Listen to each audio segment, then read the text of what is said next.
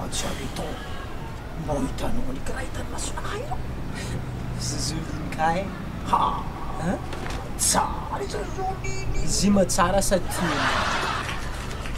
Allo, tiako alo. Tieleton e. Zenko. Midobodoboka zegny. Zileton tia olo misy abdomino e. Abdomino tsy boko. Ya. Leton. Atoko akory ny raha magnano leton. Tsy haiko leton fa izy hitanao Cristiano Ronaldo igny. Dia la tiany mizy Io olo mpanompoka bôly malaza be. Tia abdomino izy. Azonao izy natao misy abdomino.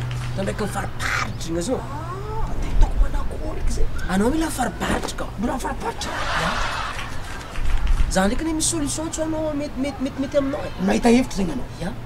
Manakory leton. Allo, izy zegny raha tiako e. Besimo. Tiako raha magnano zegny. Zegny titiavako anao leton. Anao mahita hevitra fô.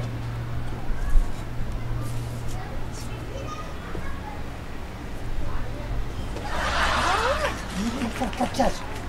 Fariparitry raha be zany izy.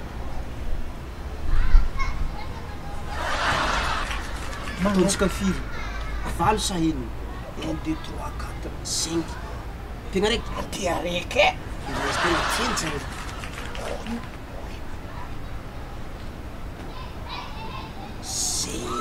Wah, izy Avoka fandangozy any fa maty sy ny atorony amin'ozy ny Mandolo.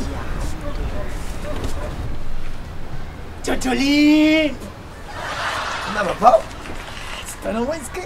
Atsay, ary ino ty atao e? Tsy mahay mangatsika ino ty ampiakarana akanjo fe? Atsay, Tsy tanao miraha misorosotry Tjotjoli. tena mieritserety anao raha be tasôlona. Fa mahalala ny miaina azy. Inona ty lotonao ty andana manao dosy e? Ino ty maloto be ty e? Matavo ohatrany reny saky reny. Azafady anao naterako lamba mba mandeha be. Tsy mitata. Tana manao dosy fa viretsa be. Fentsikoko. Akory zegny leton. le tsy naboakanao tsara izy Naboaka takeo. izy be. Tsy hitany tsara izy. Tsy naomby tetikinao a. Tsy hitany fa izy Izy fa faro. Sa-